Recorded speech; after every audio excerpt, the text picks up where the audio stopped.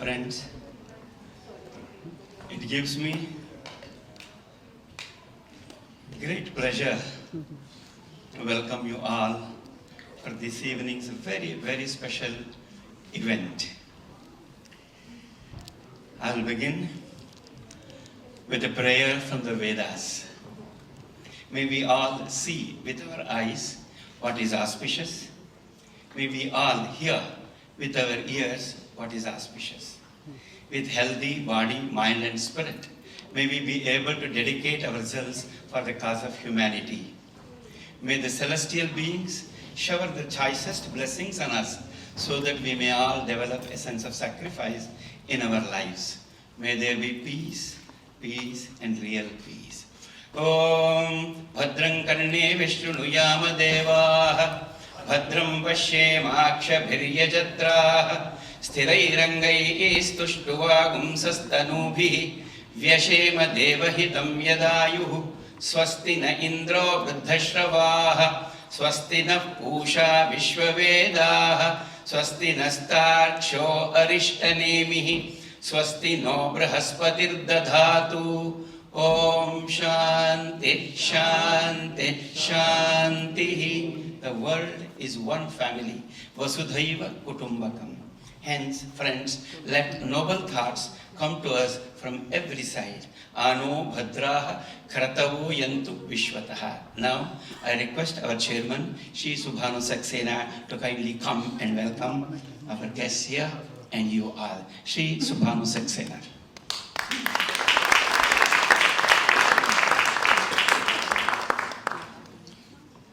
Om Vagaksharam Prathamajadatasya Vedanam Matamritasya Nabhihi Sano Jushano Payagyamagaat Avanti Devi Suhavane Astu. Sudhaji, Excellency, distinguished guests, of which there are many today, friends of the Bhavan, Swagatam, bienvenue, welcome here to the Bhavan. Taslim.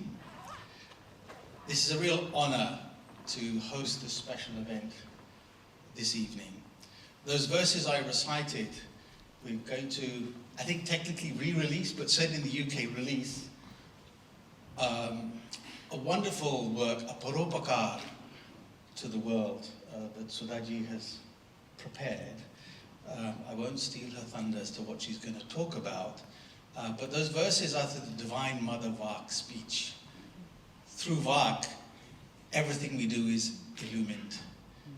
She's described as the firstborn of the eternal cosmic order, as the mother of the Vedas. May divine speech come and bless us in everything we say, think, write, and do. And whenever I see you, Sudhaji, I'm reminded of a verse in the Ramayana. At the very beginning, when Valmiki is pondering, who's the role model for this age? And Narada comes and explains the qualities of Rama. And one quality is Sarvada Bhikatas Sadbhihi Samudra Iva Sindhubhihi. The way rivers inexorably flow to the ocean, so are good people drawn to that person. Thanks to you, Sudhaji, we have this wonderful audience here tonight. We're blessed to have you here. The other special guest, for the first time, we have our new High Commissioner, Excellency, welcome.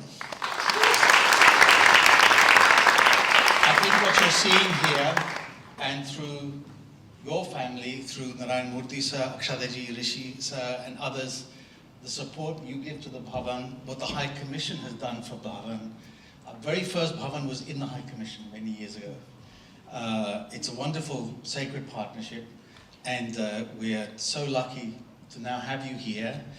We will trouble you many times for your advice and guidance, but we hope to conduct many joint functions together. When I thought about the talk we're about to give, that you're about to give, Sudhaji, it reminded me of a verse of the Urdu poet Mir Dard. Dard kuch malum hai, ye log sab, किस तरफ से आए थे kidhar chale. If you want to know where you're going, you need to know where you've come from. And our ancient history and tradition is a very rich, varied, inspiring tradition that we don't know enough of. And you'll see what Sudhaji has done to illuminate the journey of India. And that's why we feel it's very appropriate that this is happening at the Bhavan versus other locations, where our role is to really bring to the fore, Narayana Murthy said earlier, explained it to me very well, how we're a platform to celebrate Indian arts and culture here in the UK. And by holding this event here, I hope a couple of things happen. One is you see the genius of what Sudhaji has done. Second, maybe in your way, you may be inspired to see how you can help us here in our journey. So I wish you all a wonderful evening and enjoy the event. What we're going to do now is formally release the book.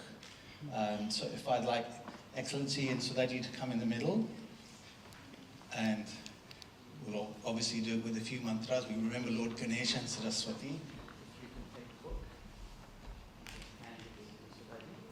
Om Devi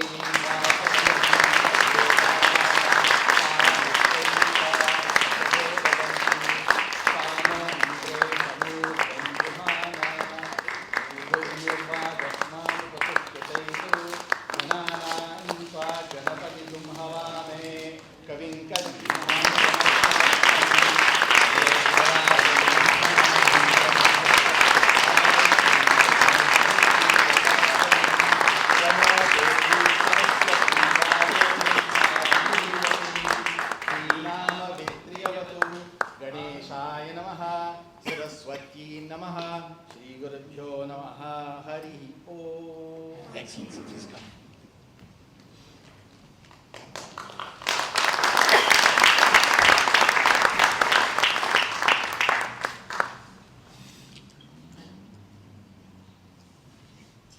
Thank you, Mr. and Mrs. Murthy. It's wonderful to see Mr. and Mrs. Sunak here, the Bhavan's team, other dignitaries, dear friends, ladies and gentlemen. Good evening and namaskar. It's a great pleasure to join you today at the Bharatiya Vidya Bhavan for the London launch of The Tides of Time, Bharat's History through Murals in Parliament by Sudhaji. I've had a chance to take a quick look at it, and it's a remarkable book because it reminds us that history is not only written in texts, but is also preserved in images, symbols, and public spaces. In India, that tradition runs deep. From the cave paintings of Bhimbetka to the murals of Ajanta and Ellora, art has long served as a living record of our civilizational memory. The 58 murals in Samvidhan Sadan continue that legacy. Commissioned in the 1950s, they span India's journey across centuries, from the Indus Valley civilization to the freedom struggle, and bring together themes of statecraft, faith, learning, sacrifice, and nation building. They're not merely decorative works of art, they're also visual stories of Bharat's identity and aspiration. What makes this book especially meaningful is the spirit in which it was written. The inspiration came from young visitors to Parliament who asked about the stories behind the murals. And Sudhaji took that curiosity seriously and turned it into a work that makes history accessible, engaging, and memorable for a wider readership. I'm sure we'll hear more about it from her directly. That is real public service. In a world where attention spans are short and historical memory is often fragmented, books like this help connect the past to the present and the present to the future. They remind younger generations that a nation's strength lies not only in its institutions, but also in its understanding of itself. It is especially fitting that this launch takes place in London. The India-UK relationship is built not only on trade, technology, and strategy, but also on ideas, culture, and shared human connections. A book such as this deepens that understanding and enriches the conversation between our two countries. I would also add that the true value of such a work lies in its ability to make heritage feel immediate and relevant. It invites us to pause, to look more closely, and to appreciate the wisdom embedded in our public spaces. In doing so, it connects scholarship with curiosity, memory with meaning, and the past with the imagination of the future. I once again congratulate Sudhaji on this remarkable achievement and thank the team at Bharatiya Vidya Bhavan for hosting today's event. I also acknowledge the Lok Sabha Secretariat and the others whose support was invaluable in helping bring this important project to fruition. Thank you very much.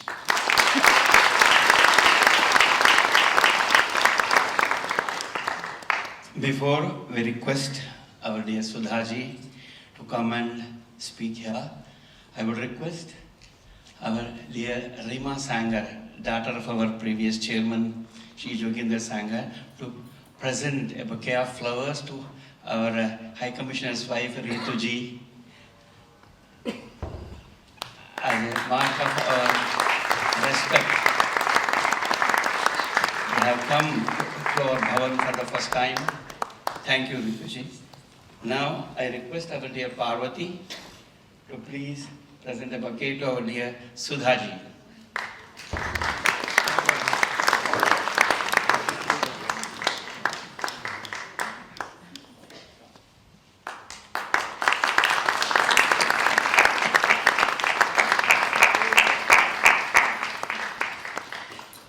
Many of our friends have been ringing and asking me whether they would be able to buy the book here at the Bhavan today. Even Sudhaji had to purchase these books. She was able to carry only about 10 left here, but we can't sell them. But Sudhaji found a very interesting way of helping our Bhavan. Nanda, anyone who gives £100 per book, you take that as donation to our Bhavan. So the only thing they belong to a family who always find an excuse to help others.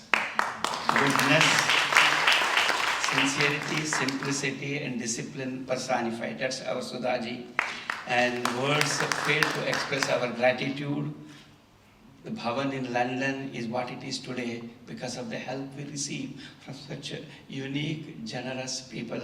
I'm so grateful to see our Murthy Ji, Shri Narayan Murthy Ji here, and of course their family, Rishiji and Akshata Ji. Now over to Srimati Sudha Murthy Ji, Padma Bhushan awardee.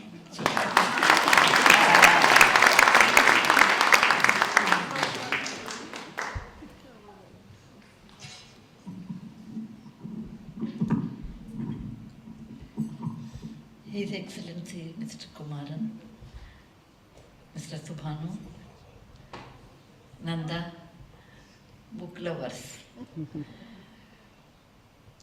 Actually, this is my 51st book and I'm writing since 50 years.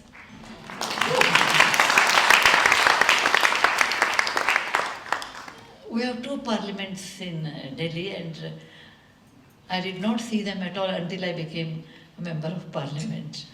It's not that easy because of the off-late security reasons, and there are many reasons why it is protected well. And when I took oath in the parliament as the president nominee in Rajya Sabha, the first time I went to the circular parliament, which is the old parliament now we call, built in 1923 to 1931. I saw a series of murals around the circular corridor of the old parliament, and I felt they are so beautiful, and what is written below that is a single line, Mohenjo-daro. The next one is Kalidasa. So I said no, because everybody will not know that kind of a deep history. I was very fortunate when I was a young girl of 10 or 12 years, 10 years old I think. My grandfather was a high school teacher in history, and my mother, Vimala Kulkarni, was also a history teacher in school. they baptized me into history. They said, if you do not know history of your country, then you do not know the future of your country.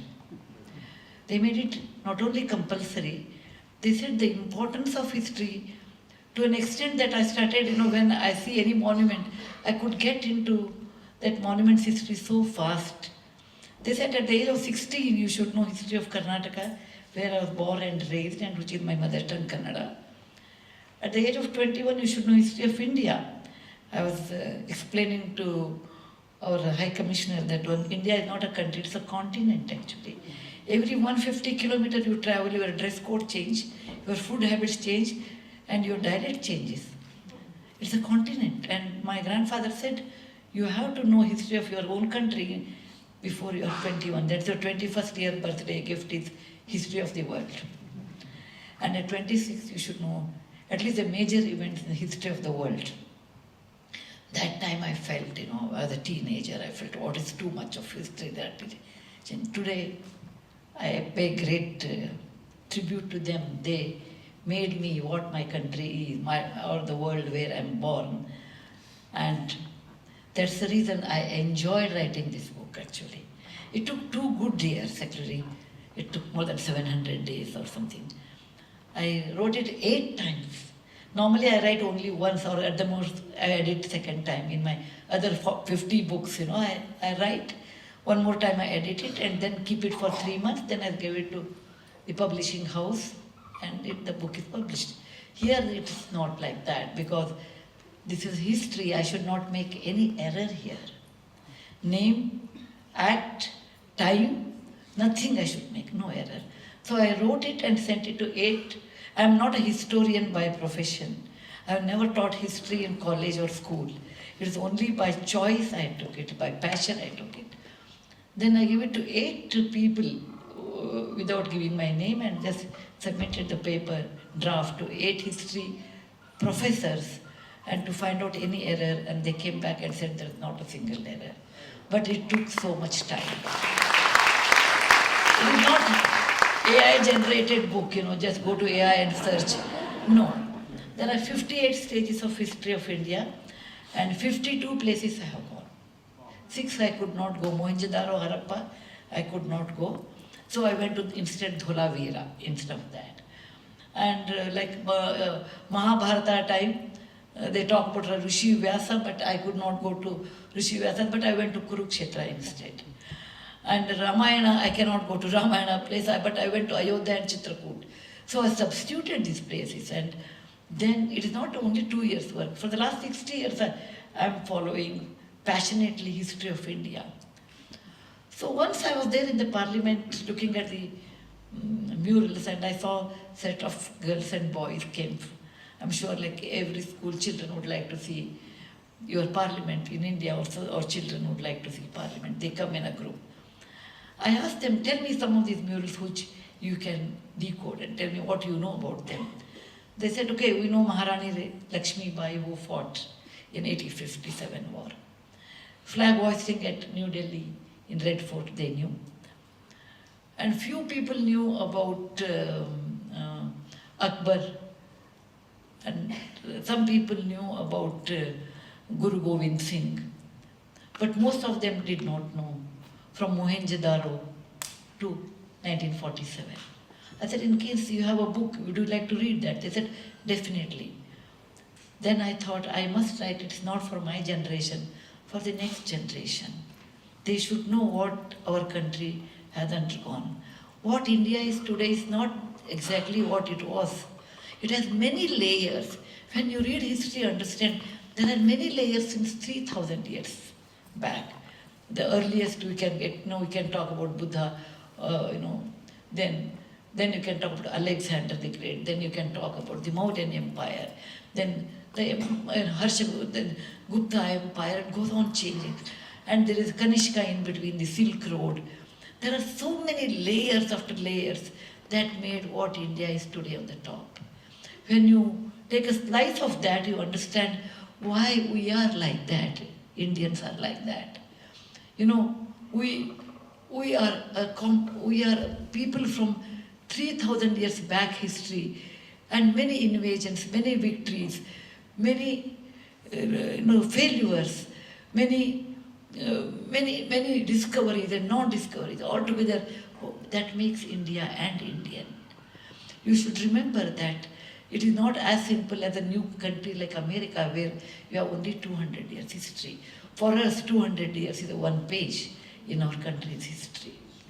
I start with Mohenjo-daro, which the code is even today we are not decoded what you see in the script in Indus Valley civilization.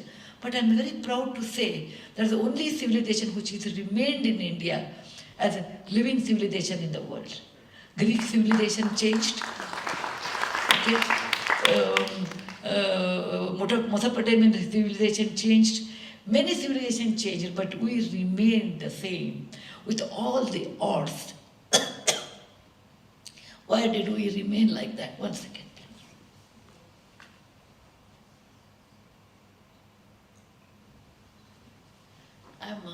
I'm a teacher, so I'm used to talking a lot, okay? As a mother, I talk a lot. As a grandmother, I talk a lot. As a system analyst, I talk a lot. As a woman, I talk a lot. So I have yes to the power of 4.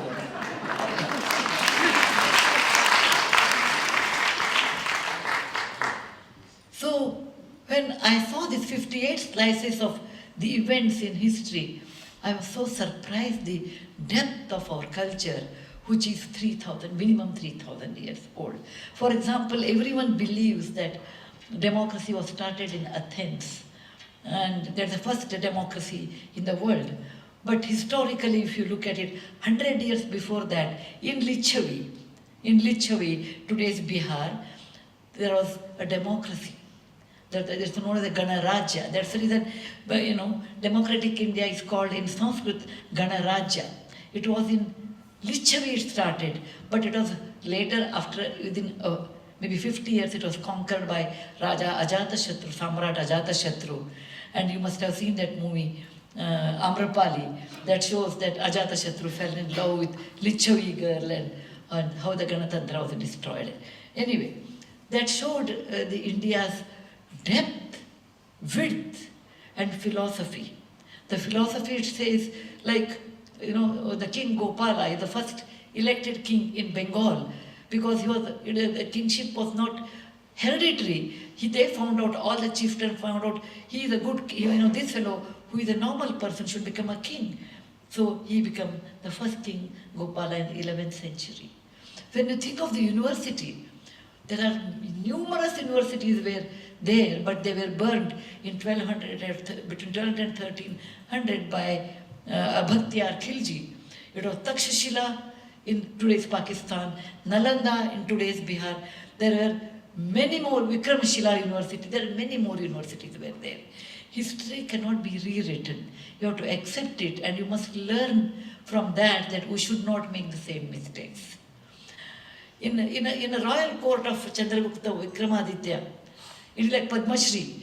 It is only an achievement when you do, you will get that kind. It used to happen in India, Vikramaditya term. It was given to the king who was good in arts, science, and administration, and who is victorious. And it was given to such kings the word Vikramaditya. There was no king Vikramaditya. It was a title given to him. Vikramaditya was a great king in 3rd century AD. And he had 9 gems in his court, and one of them was Kalidasa, a great Sanskrit poet and has ever produced. And he wants to tell king, look, how you should rule kingdom. But he cannot tell that to the king directly. You should rule the following way. He writes a beautiful Mahakavya, that is Kumara Sambhava and Raghuvamsha. And he reads Raghuvamsha in front of him, what is the virtue of a good king, and how to rule the kingdom.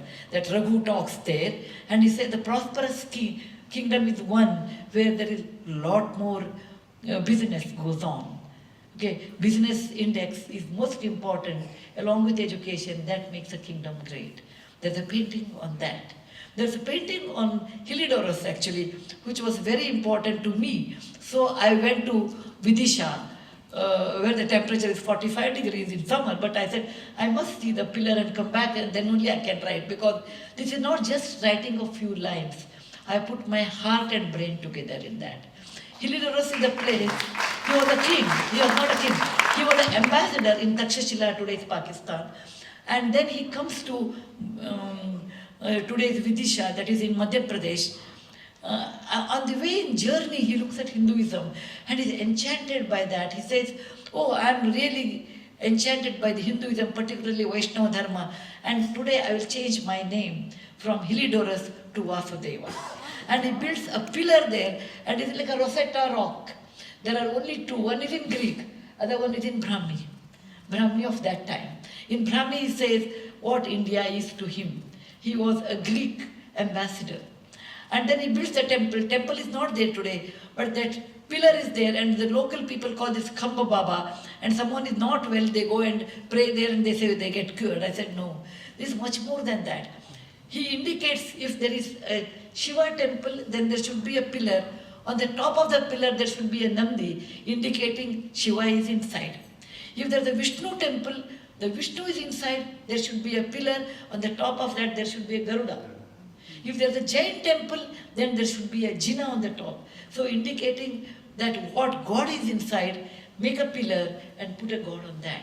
If you are a South Indian and you go to any temple in South India, that remained in South India but not in North India because of the invasions. You go to South India, see any temple, you have a pillar. And just observe the pillar. This was started not by real Indian, by a Greek ambassador, Heliodorus, who became Vasudeva. He started that. And like what Rigveda says is, Anu Bhadrani, which Tubanu and everybody can quote, let me keep my mind open so that I will accept all the new ideas and then I make my decision. That was the true Hinduism in olden days. Or it is the way how Indian culture is there. There are many things like that I have written in that book, what I have seen. For example, there is a road built by Ashoka the Great from Chittagong today in Bangladesh up to Peshawar in Pakistan. A Grand Trunk Road, which we call, was built 2,300 years back by Ashoka the Great for the business. Actually, it was a business road, and it is called Uttarayana. Then there was the Dakshinayana from Paitan to Varanasi, and later Sheshah Suri in 1541 he builds it, rebuilds it, and calls Shah-e-Azam Road. No, that means it is a Grand Trunk, big road, and Britishers made it much better and called Grand Trunk Road of India. And today we call it a National Highway number 1 or 2, some number is given. But that means the origin of this road was not today, it was 2,300 years back. Okay. So there are many good things, and of course there are many pitfalls in our history, because no human being, okay, I always joke at this. If they say husband and wife, we don't fight, then I always say they are not husband and wife. Similarly, if some king says, I have never lost a war, if some country says I have never lost a war, then that is not a country at all. In every country, there are winning situations, there are losing situations. And India was not what it is today, about 2,000 years back or 1,000 years back. Everybody we did not have a common language, we did not have the common army, there was no communication, there was no Wi-Fi in those days. So if there is an invasion in Saurashtra or Gujarat, a king in the south will never come to know. Whereas there is an invasion in the south, the king in the northeast will never come to know, because individually they were kingdoms. There was no uniformity of the people, language, communication, and the whole sector was not connected to their individual autonomous kingdom. And that's one of the reasons why we lost many wars. And now our Indian army is supposed to be number 2 in the world, they say. Maybe 2 or 3, whatever it is, or 1, I do not know. But you have a uniform army, uniform language. It is not that easy to invade India now. Because they were lost in those days due to various difficulties what we had. Like Prithviraj Chauhan wins in 1191 and loses in 1192 because his own people did not help him. But we don't look at the reasons. They said, he lost the war.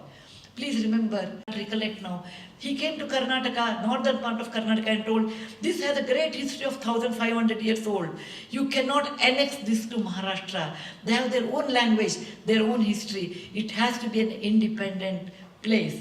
And I owe to him, because of him, we could trace lot of Chalukya dynasty, which was 500 AD. So the contribution of British archaeologists, British learned people, and their quest for learning Sanskrit, Kannada, Sanskrit, local language, dressing up like them, eating with them, and becoming part of Indian society made India actually rich in archaeology. We owe to them. Now, Britain and India have a very good relationship. I want it should continue, that we learn something from them, they learn something from us.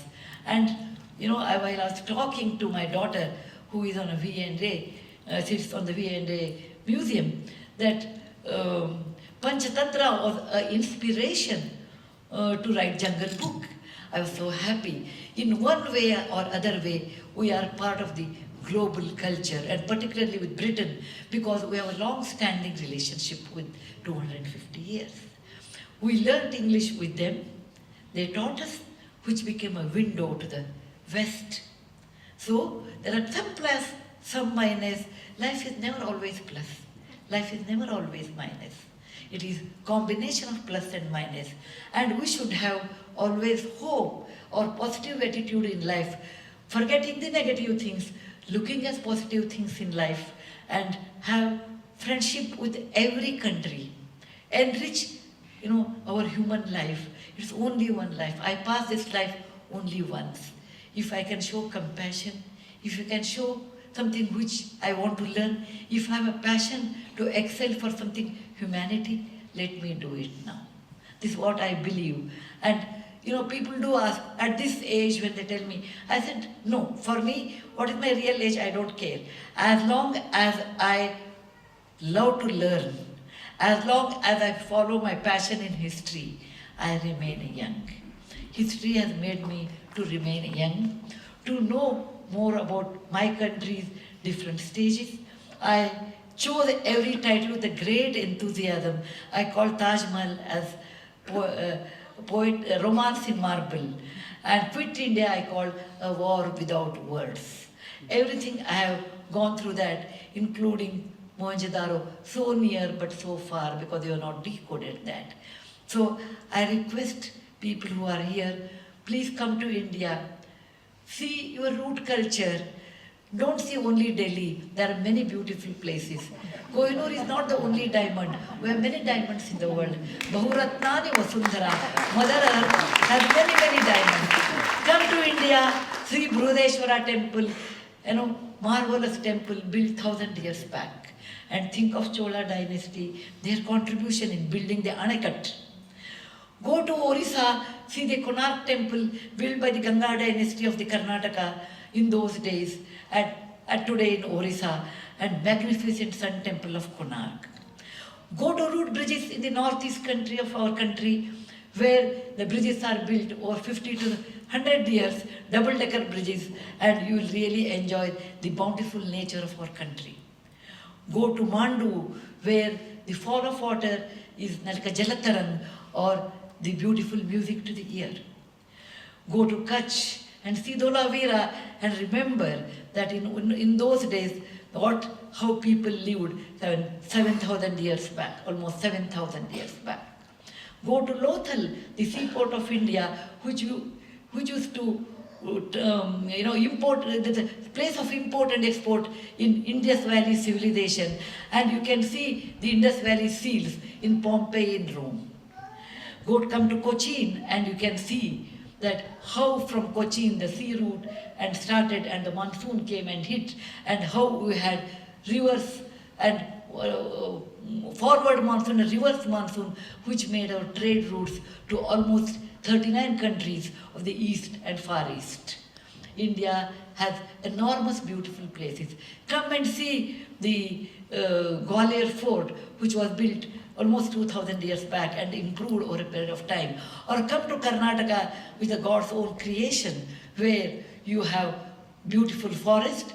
You have Halabeedu Beru temple. It is a human excellence. That's what the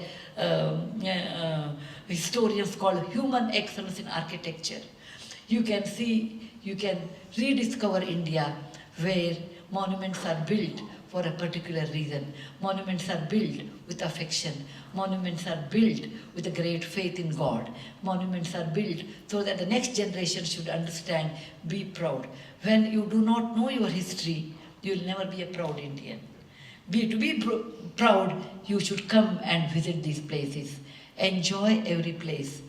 Pay respect to the builder who has done that. Learn the best out of India. There are always negatives. Forget about it. Forget about it. When you are married, you have to forgive your partner's mistakes. Then only the marriage continues. So is life. Forget the negatives. Think the positives. And if you go through this book, it is a labor of love. It is probably one of my best books because for a mother, every child is precious. For me, I have 51 children. But this is a special book where I put my heart and my brain together. Many times I put my heart, but here I put my brain as well. Okay, thank you very much. I've taken a lot of your time. You have come to release of a book is a great function for me than attending a wedding. You have come all the way. My cousins have come from distant places here. And many people have come. For everyone, Kayena vacha, manasendriyarva, buddhyatmajava, prakriti svabhavat, karomi yadyas, sakalam namasve, Narayanaya. It is Namaswami, not my husband Narayana. You people who are sitting here, for all of you, my namaskara. I want to thank our High Commissioner coming along with your wife, Rituji. Subhanu arranging this function in London. Okay. It was released in Delhi Parliament on 1st of April by our Vice President Radhakrishnan. And Nanda and Janki forever. You know, they are my second friends. Of course, Rishi, not as my son-in-law, but you have crashed your leg and you have come all the way. Thank you, Rishi, for coming in. And Kunal, Anju, and Shruti, Ravi, and Aditya, and all of you. Thank you, and Jyotika and your family. All of you, they are my first cousins and they have come all the way. I'm grateful for everyone. I can't take everybody's name, but thank you very much also. I don't know how to follow that. If you've enjoyed this evening and just the environment here in the Bhavan, it's because of the beating heart of the Bhavan, which is our staff, teachers and students, and I'd like to thank them and their families first. Thank you very much. Excellency, it's hopefully the first of many visits here, and we look forward to your continued patronage, and thank you for coming to us this evening. And then you, the audience, the Bhavan lives because you're here and how you support us. And we have so many distinguished guests here, Rishiji, Akshataji, the support you give with your family, our EC members here who help us guide the Bhavan's activities, all of you. Vasudhaiva Kutumbakam applies so much to us. We are one big family and we're so blessed and privileged to have you as part of our family. Thank you very much, everyone. And then, of course, we come to Sudhaji. Kya kahe?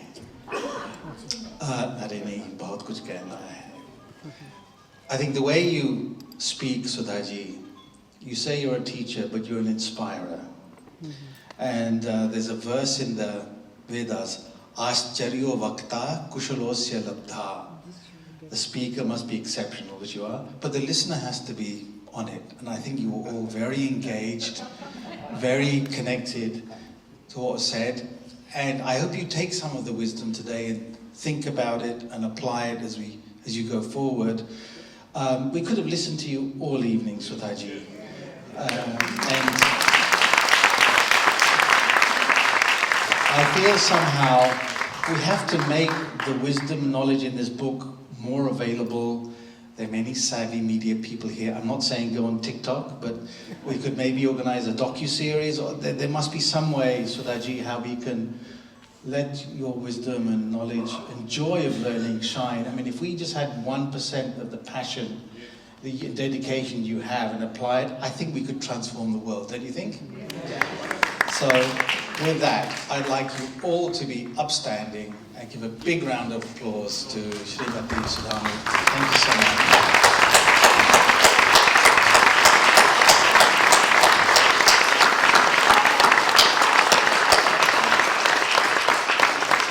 And with that, I'll hand over to Nandaji to close out the evening. Thank you.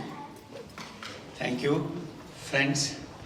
I would like to thank our dear Shankar for all his help and all our office staff for their role, and for all of you, yes, our chairman has already thanked you.